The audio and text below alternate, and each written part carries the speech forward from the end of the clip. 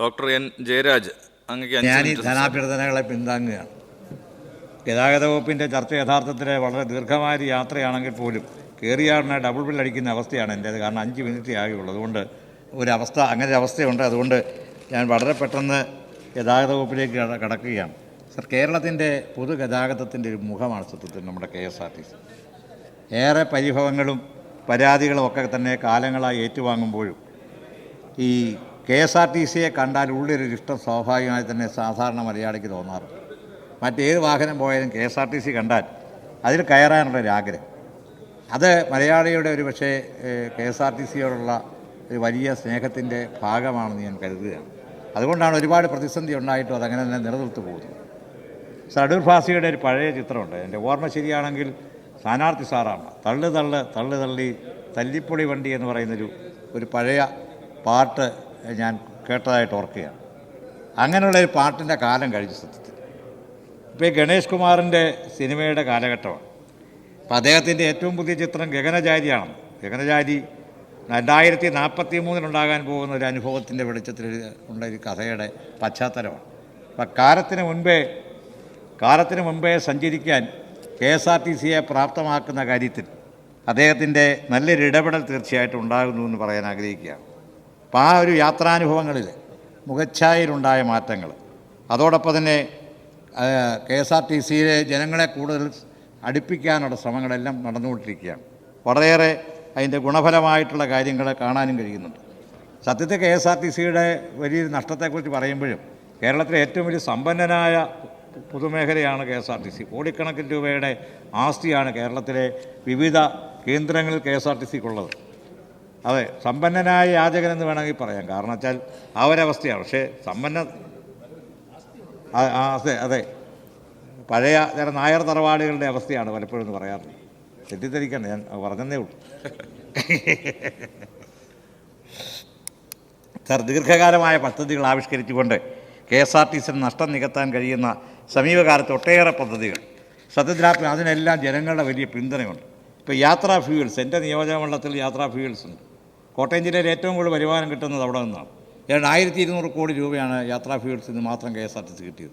162 കോടി രൂപ ഡീസലിൻ്റെ വില വർദ്ധിച്ചപ്പോൾ ഉണ്ടായ നഷ്ടം നികത്തിയെടുക്കാനായിട്ട് KSRTC കഴിഞ്ഞു എന്നുള്ളത് വളരെ ദീർഘവീക്ഷത്തോടെ നടത്തിയിട്ടുള്ളൊരു ശ്രമത്തിൻ്റെ ഭാഗമാണ്.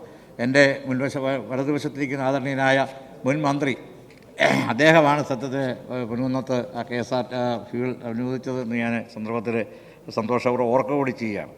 സാർ, അതോടൊപ്പം തന്നെ ബഡ്ജറ്റ് ടൂറിസം വളരെയേറെ സാധ്യതകളുള്ള ഒരു മേഖലയാണ്.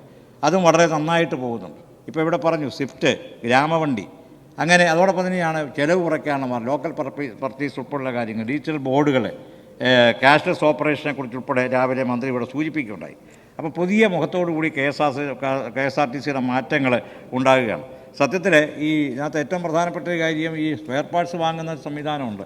ഇൻവെൻ്ററി സിസ്റ്റം നടപ്പാക്കിക്കൊണ്ട് അതിനാവശ്യമായിട്ടുള്ള ഇങ്ങനെ ഒരു ക്രമീകരണം കൊണ്ടുവരുന്നു എന്നുള്ളതും മനസ്സിലാക്കുന്ന ഒരു കാര്യമാണ്. അപ്പോൾ ആ കാര്യത്തിൽ തീർച്ചയായിട്ടും ഒരുപാട് സന്തോഷമുണ്ട്. ആ കാര്യങ്ങൾ KSRTC ഒരു കൂടുതൽ നേട്ടങ്ങളിലേക്ക് പോകേണ്ടത് ആഗ്രഹിക്കുകയാണ്. സമയക്കുറവുകൊണ്ട് എൻ്റെ മണ്ഡലത്തിലെ 1-2 കാര്യം കൂടി, ഈ KSRTCയുടെ പൊൻകുന്നം ഡിപ്പോ എൻ്റെ പിതാവ് ഈ വകുപ്പ് കൈകാര്യം ചെയ്യുന്ന കാലത്ത് ആരംഭിച്ചതാണ്.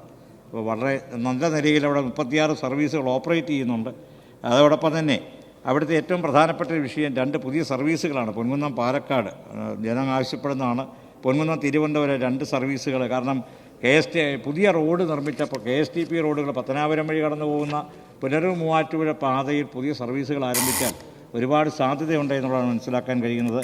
അപ്പോൾ ആ നിലയിൽ അതോടൊപ്പം തന്നെയാണ് അവിടെ ഈ നമ്മുടെ പൊൻകുന്നം KSRTCയുടെ പമ്പിൽ ഒരാൾ മാത്രമേ മെക്കാനിക്കായിട്ടുള്ളൂ. ഇപ്പോൾ നിലവിൽ കൂടുതൽ ആളുകളെ കൂടി ക്ലീനിങ്ങിൻ്റെ കാര്യത്തിൽ വലിയ പ്രശ്നമുണ്ട്. ക്ലീനിങ് സ്റ്റാഫിനെ കൂടി വെക്കാൻ കഴിഞ്ഞാൽ നന്നായിരിക്കുമെന്ന് തോന്നുകയാണ്. അതോടൊപ്പം തന്നെ ഒരു പ്രധാനപ്പെട്ട നിർദ്ദേശമുള്ളത് ഈ പുകപരിശോധനാ കേന്ദ്രങ്ങൾ അതിൻ്റെ മാനദണ്ഡങ്ങൾ പരിഷ്കരിച്ചാണ്. കാരണം വെച്ചാൽ ഇപ്പോൾ ഇതിന് പരമാവധി പരിശോധനാ കേന്ദ്രങ്ങൾ ദൂരപരിധി യഥാർത്ഥത്തിൽ വെച്ചിരിക്കുന്നതുകൊണ്ട് വാഹനങ്ങളുടെ എണ്ണം കൂടുന്നുണ്ട്. ആ പരിധി ഒന്ന് കുറയ്ക്കാൻ ശ്രമിച്ചാൽ ഏറ്റവും നന്നായിരിക്കുമെന്നൊരു അഭിപ്രായം പൊതുവേ ഉണ്ട്. അതോടൊപ്പം തന്നെ ഡ്രൈവിംഗ് ലൈസൻസിൻ്റെ കാര്യത്തിൽ എടുത്തിട്ടുള്ള നടപടികളെ വളരെ ആത്മാർത്ഥമായിട്ട് തന്നെ ഇക്കാര്യത്തിൽ അഭിനന്ദിക്കുന്നു. ഈ KSRTCയിൽ ട്രെയിൻ മാതയിൽ സീസൺ ടിക്കറ്റുകൾ ആരംഭിക്കാൻ കഴിയുമെങ്കിൽ തീർച്ചയായിട്ടും അതിനെക്കുറിച്ച് പരിശോധിക്കുന്നുള്ള ട്രാവൽ കാർഡുകൾ ATM കാർഡുകൾ ഉൾപ്പെടെ ഉപയോഗിക്കുന്ന തരത്തിലുള്ള വൈഫൈ സൗകര്യമുള്ള ടിക്കറ്റ് മെഷീനുകൾ ഉൾപ്പെടെ വ്യാപകമാക്കാൻ കഴിഞ്ഞാൽ ഏറ്റവും ഒരു നല്ല ആശയമെന്ന് ഞാൻ പറയുകയാണ്. ഡ്രൈവിംഗ് പാഠ്യപദ്ധതിയിൽ സത്യത്തിൽ ഒരു കാര്യമുള്ളത്, സ്കൂളുകളിൽ തന്നെ വളരെ നേരത്തെ തന്നെ ഈ അപകടങ്ങളൊക്കെ ഉണ്ടാകുമ്പോൾ ഡ്രൈവിംഗ് സംസ്കാരം യഥാർത്ഥത്തിൽ വളരെ ചെറിയ ക്ലാസ്സിൽ തന്നെ കുട്ടികൾക്ക് എത്തിക്കാനായിട്ടുള്ള ഒരു ശ്രമം കൂടി സത്യത്തിൽ ഹയർ സെക്കൻഡറി തലത്തിലെങ്കിലും കുട്ടികൾക്കിടയിൽ വല്ലാതെ വാഹനങ്ങൾ ഉപയോഗിച്ച് അപകടത്തിൽപ്പെട്ടുന്ന ഒരുപാട് കുട്ടികളും ചെറുപ്പക്കാരും നമ്മുടെ ഇടയിലുണ്ട്. അപ്പോൾ ഈ കാര്യത്തിലൊക്കെ തീർച്ചയായിട്ടും ഒരു നല്ല ശ്രമം ഉണ്ടാകണം എന്നുകൂടെ അഭ്യർത്ഥിച്ചുകൊണ്ട് ഇവിടെ സൂചിപ്പിച്ചതുപോലെ ഒരു കാര്യം കൂടിയുള്ളത്, അങ്ങനെ ഒരു സാംസ്കാരിക രംഗത്ത് പ്രവർത്തിക്കുന്ന ആൾ കൂടിയാണ്. സത്യത്തിൽ കേരളത്തിൻ്റെ സാംസ്കാരിക തലങ്ങളിൽ ഇപ്പോൾ പടയണി, ഉദാഹരണത്തിന് ഡിസംബർ മുതൽ ഏപ്രിൽ വരെയാണ് പടയണിയുടെയും തെയ്യത്തിൻ്റെയും കാലഘട്ടം. ആ സമയത്ത് ഈ തെക്കൻ തിരുവിതാംകൂർ മേഖലയിലുള്ള ആളുകൾക്ക് അവിടെ എവിടെയാണ് സമയവും ടൈമും അറിയത്തില്ല.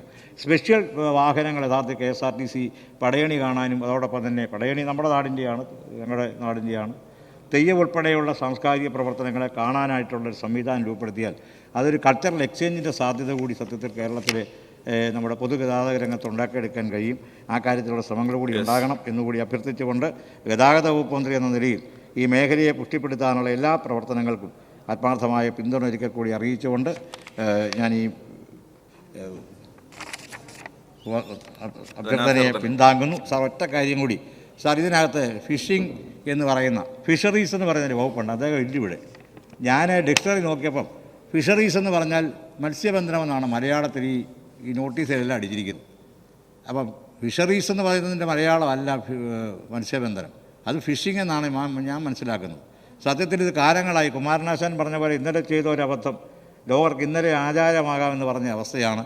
ഒന്നുകിൽ ഈ വകുപ്പിൻ്റെ പേരിൽ മത്സ്യബന്ധനം എന്നുള്ളത് മാറ്റിയിട്ട് ഫിഷറീസിൻ്റെ ഒരു ട്രാൻസ്ലേഷൻ സത്യത്തിൽ കൃത്യമായി കൊണ്ടുവരണം എന്നുകൂടി അഭ്യർത്ഥിച്ചുകൊണ്ട് എൻ്റെ വാക്കുകൾ നിർത്തുന്നു. നന്ദി, നമസ്കാരം.